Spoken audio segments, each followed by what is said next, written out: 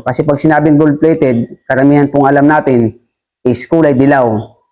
Hindi po natin alam na ang gold-plated, may kanya-kanya din pong kategorya yan. May kanya-kanya pong pangalan at may kanya-kanya din pong presyo yan. May tinatawag pong gold-plated na kulay dilaw pero hindi naman siya gold-plated kasi tanso na nga, itinubog pa sa tansong dilaw. Kaya po siya ay tinawag na gold-plated. Ngunit yung ganong mga gold-plated, wala po yung presyo.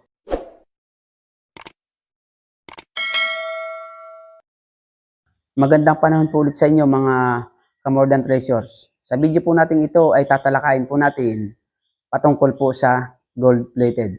Ang gold-plated po ay marami pong klase at ang gold-plated may kanya-kanya din pong pangalan. At ang nakaalam lamang po sa mga pangalan ng gold-plated ay isang lehitimo o talagang sanay na alahero. Kasi pag sinabing gold-plated, karamihan pong alam natin is kulay dilaw.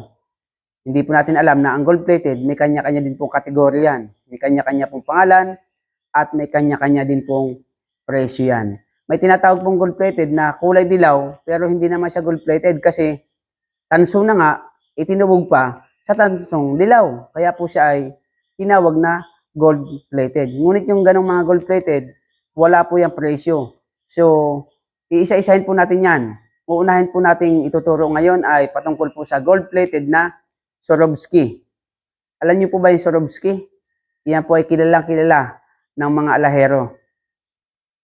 Yan po kung tawagin ay 10K Muslim. Pag sinabing 10K Muslim, ano po? Ang original na pangalan po niyan ay Swarovski. Hindi po siya talaga 10K na alahas. Kasi pag sinabing 10K na alahas, yun ay ginto talaga yun na 10K.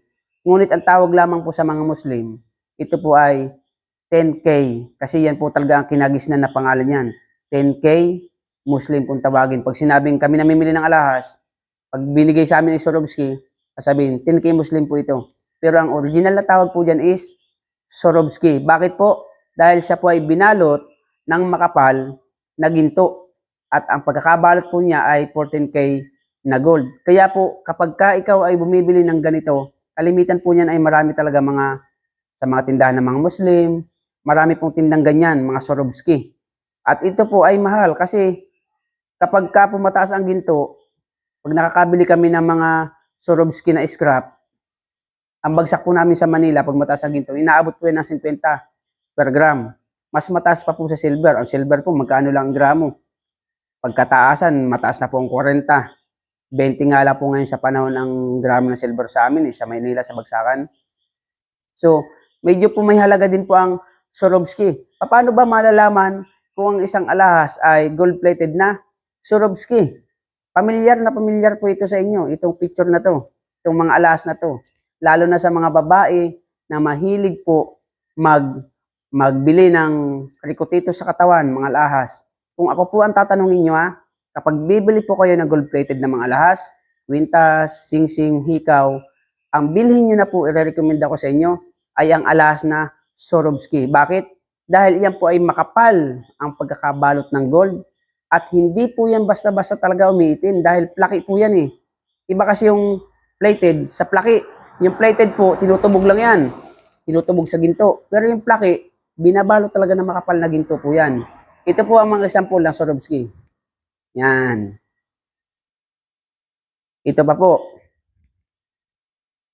Pamilyar na pamilyar po kayo dyan. Iyan pa po. Maglakad po kayo sa Quiapo. Yan pa po. Sa mga tindahan, marami po dyan, mga Swarovski. Ito pa. Ang tawag po dyan ay Swarovski. Yan po yung kalimitan ay maraming bato. So sa alahas po, isa po yan sa may presyo na gold-plated. Kasi yan po talaga ang original na gold-plated. Kaya kapag nakakita kayo sa mga tindahan, ano po, gold-plated, hindi po lahat ng kulay dilaw is gold-plated.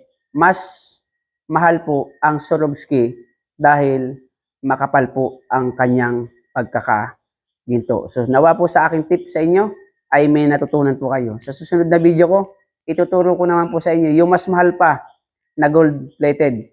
Alam niyo po ba kung ano ito? Abangan niyo po ang susunod kong video. So maraming salamat po. God bless.